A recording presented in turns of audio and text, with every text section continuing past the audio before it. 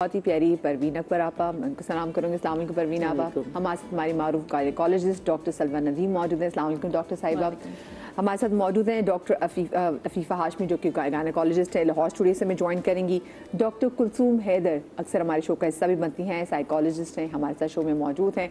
और साथ में हमारे साथ मौजूद है हमारी बहुत ही प्यारी डॉक्टर बिल्किस आपा। अस्सलाम वालेकुम। वालेकुम। कैसी आप? ठीक ठाक हैं? आप तमाम तर खूबसूरत ख़वातीन को मैं शो में खुश आमदीद कहती हूँ। माशाल्लाह से रंगों से भरपूर आज मेरा पैनल है। अच्छा, मैं एक ऐसे बेरंगी की बात करूँगी जो जिस कपल की ज़िंदगी में ना हो, यानी कि औलाद, तो वो बहुत तकलीफ़ में रहती है।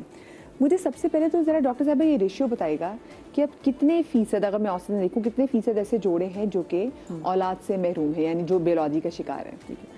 मदिया, रफली जो हम कहते हैं ना कि सब फर्टिलिटी एटलीस्ट 15% हमारे यहाँ है। जैसे जब नई शादीशुदा जो जोड़े होते हैं, अगर उनको 1 साल तक शादी होने के बाद मतलब विदाउट कोई, अगर वो कॉन्ट्रासेप्शन प्रैक्टिस कर रहे हैं और प्रेगनेंसी नहीं होती, तो हम उनको कहते हैं कि जी सब फर्टिलिटी या बांझपन जो है वो उनका प्रॉब्लम है। तो अराउंड 15% है। बाकी 85% जो है जोड़े वो कंसीव कर लेते हैं शादी के 1 साल के अंदर।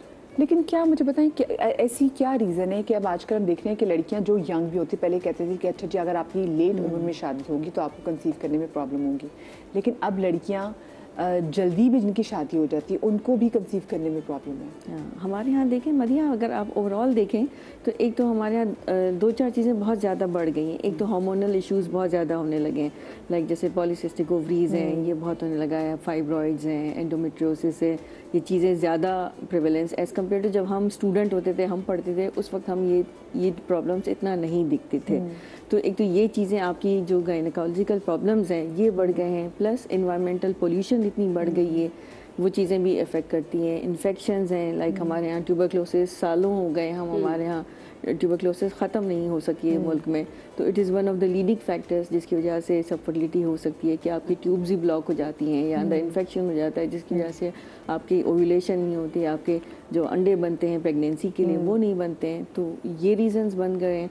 प्लस जो फूड एडल्ट्रेशन जो हमारे यहाँ हम खा रहे हैं, वी डोंट नो जी जी कितनी मिलावट है चीज़ों में, क्या ऑयल है, मसाले हैं। सो मल्टीपल फैक्टर्स हैं जो हमारे यहाँ इस वक्त बन गया। और प्लस सीडेंट्री लाइफस्टाइल, हमारे यहाँ ओबेसिटी इतनी बढ़ गई है, हर किसी को आप देखें वेट का इशू है, डायबिटीज़ हमारे यहाँ इस वक्त पीक पे पाकिस्तान पहुँच गया है।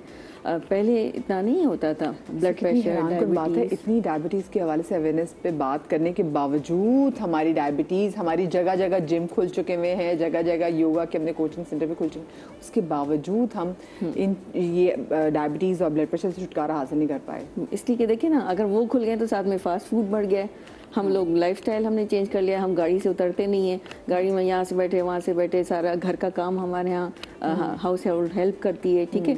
सो हमारी लाइफस्टाइल ओवरऑल चेंज हो गई है एज़ कम्पेयर टू लास्ट जो 30-35 साल पहले हमारी औरतें घर में काम करती थी, एक्टिव रहती थी और चीज़ों में मतलब अपने आप को इन्वॉल्व करके रखती थी।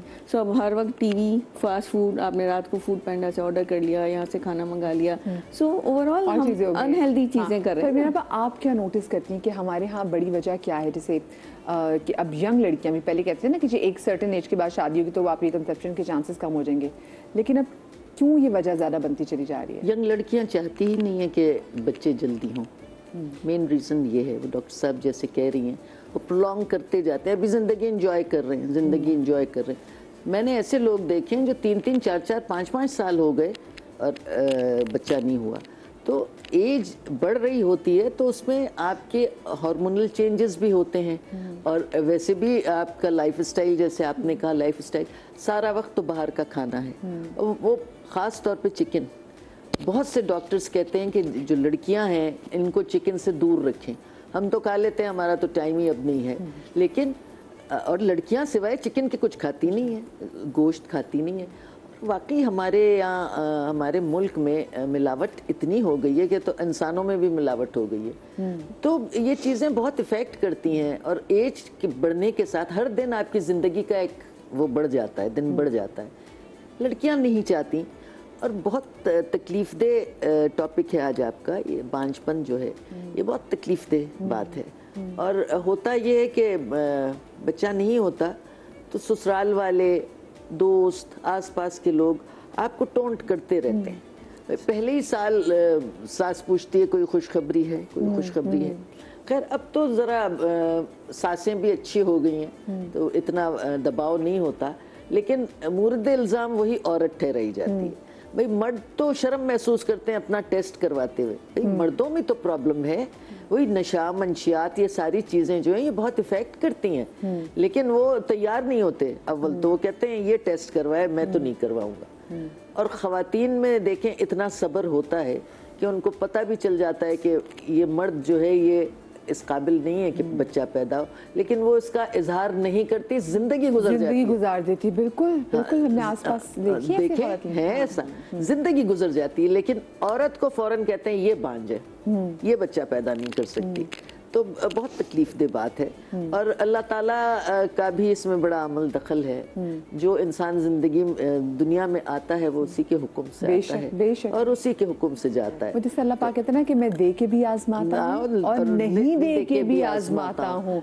तो ये बताइए ये सिर्फ अल्लाह पाक जो है वो उसी के राज हैं। मुझे बताएं आप, आपके नज़दीक ऐसी क्या रीज़न है कि आजकल हमारी इनफर्टिलिटी जो है वो बहुत ज़्यादा बढ़ती चली जा रही है? देखिए डॉक्टर साहबा ने सारी रीजंस बता दिए। देखिए process food, anxiety, tension, depression और आपका लाइफस्टाइल इस पे बहुत ज़्यादा काउंट करता है। खाना, एक्सरसाइज बिल्कुल भी नहीं करते और अपनी मर्ज़ी से ज़िंदगी गुजारना। और मैं जैसे प्रैक्टिस करती हूँ तो मेरी प्रैक्टिस में भी ये टीबी का होना, ब्लॉक ट्यूब, ये ज़्यादा है, बहुत ज़्यादा हो गया और पता ही नहीं चलता कि ट्यूब्स ब्लॉक हो गई, क्योंकि टीबी का भी हो चुका, उसका इलाज कराते, उसकी वजह से भी होता है। और फिर ये कि माजरत के साथ पॉलीसिस्टिक ओवरीज का जो इलाज होता है एलोपैथिक में, तो उससे क्या होता है कि वो भी सेकेंडरी जाकर इनफर्टिलिटी में तब्दील हो सकता है अगर लॉन्ग, क्योंकि किसी डॉक्टर के पास जाके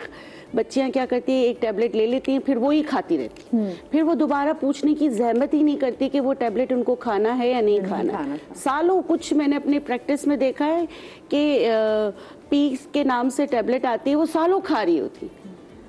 अरे भाई क्यों खाया? डॉक्टर ने लिख के दिया था। भाई ये आगे जाके आपको इनफर्टिलिटी का इशू कर सकता है, क्योंकि वो आपके एग साइज को मतलब कंट्रोल कर रहा होता है ना, वो एक हार्मोन आपको दिया जा रहा है, आप वो कैसे ले सकते हैं? ये भी है कि जैसे एक वजह ये भी है कि मेरी बेटी को कोई मसला हुआ, दो माओं ने आपस में डिस्कस किया, फलां प्रोफेसर ने मुझे ये टैबलेट दी थी, ये दिया था, तुम भी अपनी बच्ची को ये खिला दो, विदाउट आस्किंग कि इसके साथ मसला क्या है, वही दवाइयाँ वो लेना शुरू कर देते हैं। तो ये भी एक रीज़न हो सकता है। सही, ठीक है। अच्छा डॉक्टर अफीफ़ा, आप मुझे बताइएगा कि बहुत सारी जगहों पे, जैसे परवीना आपा ने भी इस बात की निशानदेही की कि अब कपल्स का भी होता है कि जी पहले हमारी शादी में पहले हम थोड़ा सा एंजॉय करें, फिर अपना उसके बाद हम बच्चे की तरफ जाएंगे।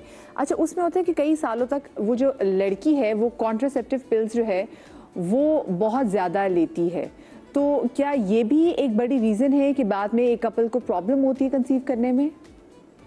जी मधिया, देखिए कॉन्ट्रासेप्शन के लिए हमारे पास बहुत सारी ऑप्शंस होती हैं। आप IUCD रख सकते हो, यानी कि जो कॉपर्टी आप यूट्रस के अंदर रखवाते हो, या ओरल कॉन्ट्रासेप्टिव पिल्स का इस्तेमाल करते हो। जो भी आप कॉन्ट्रासेप्शन ले रहे हो उसके ऊपर डिपेंड करता है कि जब आप छोड़ोगे तो आपको कितनी देर के बाद फर्टिलिटी होगी। आमतौर पे ओरल कॉन्ट्रासेप्टिव जैसे ही आप छोड़ते हो तो आपको थोड़ा टाइम लगता है कि आपकी बॉडी दोबारा से हार्मोनली नॉर्मल हो और आप प्रेग्नेंट हो। But in the case of IUCD जो आप कॉपर्टी रखते हो उसके बाद आपकी फर्टिलिटी बहुत अच्छी रहती है, आप फ़ौरन से ही कंसीव कर जाते हो। सही, ठीक है। अच्छा डॉक्टर साहबा, डॉक्टर बिल्किस ने एंग्जाइटी के वाले से बात की।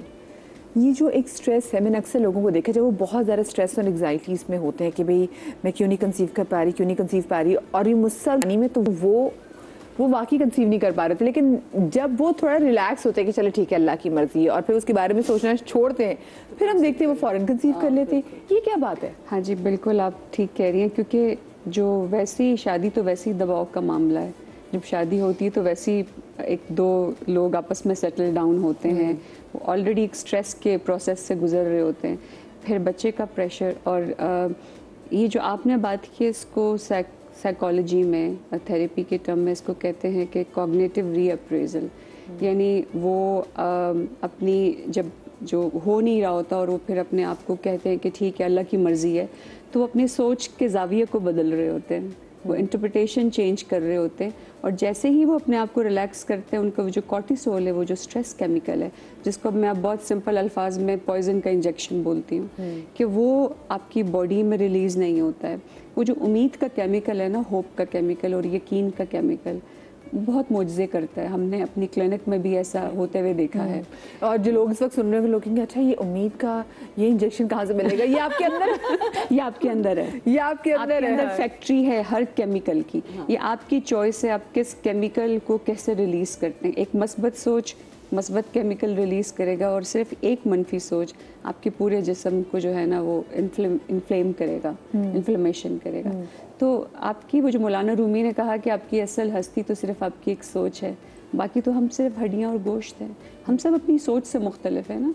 बहुत सारे लोग आपको मिलेंगे जिनके पास कुछ भी नहीं है, वो फिर भी बहुत अल्लाह का शुक्र अदा करते हैं। बहुत से लोगों के पास बहुत कुछ होता है। तो ये जो एक आपके अंदर एक कॉन्स्टेंट फाइट है किसी चीज़ को हासिल करने की, जबकि पता है कि वो मेरे दायरे अख्तियार में नहीं है, तो जब वो फाइट और फ्लाइट आपके अंदर का झगड़ा जब ख़त्म होता है ना, तो आप वाकई कंसीव करते हैं। आई हैव सीन पीपल, मैंने देखा है ऐसे। यानी इसका सोच से बहुत ताल्लुक है कि आप मेंटली तौर पे आप हाँ सोच से हाँ कितने मतलब ऐसे कपल्स देखे हैं जिन्होंने 2 IVF करवाए, फेलियर हुआ, और उसके बाद थर्ड टाइम दे कंसीव्ड नेचुरली। और ये जो आपने बात की, बड़ी अच्छी बात की कि औरतों को ही रिस्पॉन्सिबल ठहराते हैं।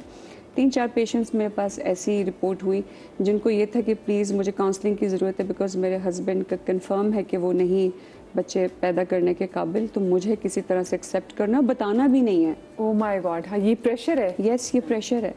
तो हमें सबसे पहले एक्सेप्टेंस, मेल्स बहुत डिनाइल में होते हैं, क्योंकि डिनाइल भी आपके इस प्रोसेस को रोकता है। वो भी आपकी एक मनफी सोच। ठीक है, उनको लग रहा होता है कि कोई उनकी मर्दानगी पे कोई हर्फ आ जाएगा कि अगर वो ये टेस्ट करवा लेंगे तो, मतलब औरत को तो वो कभी भी नहीं सोचती कि मेरे औरत होने पे कोई हर्फ आएगा। ऐसा ही है, लेकिन बंदों में स्पेशली जो है ईगो तो मेरे ख्याल से सिर्फ ये नहीं कि बंदे बद के जो उसके घर में रहने वाली जो बाकी औरतें हैं, ऐसा लगता है उनकी भी ईगो हर्ट हो जाती है अगर हम कहें कि जी बंदे भी टेस्ट करवा लें। ऐसा ही पहले मदर इन लॉ।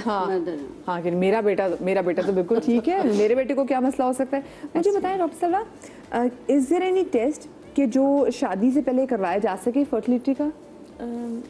मदिया, जैसे आजकल हम लोग करते हैं स्पेशली हार्मोन के test, yes they should be done. Specially अगर जैसे आपके थोड़ा ओवरवेट हैं या आपके पीरियड्स का इरेगुलर है, इशू है कोई बच्चियों को, या फेस पे एक्ने हो रहे हैं, ज़्यादा बालों की ग्रोथ हो रही है, that means there some hormonal issues going on. So इस बात को इनसे कंटिन्यू करूंगी क्योंकि बड़ी अहम चीज़ है, बड़ा अहम नुकता इस पे बात करनी है। आपकी कॉल्स भी शामिल करेंगे लेकिन ब्रेक के बाद।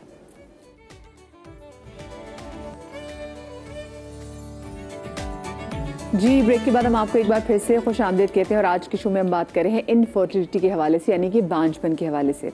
अब एक कॉन्सेप्ट जो आप तमाम तर लोगों को अपने दिमाग में क्लियर करना है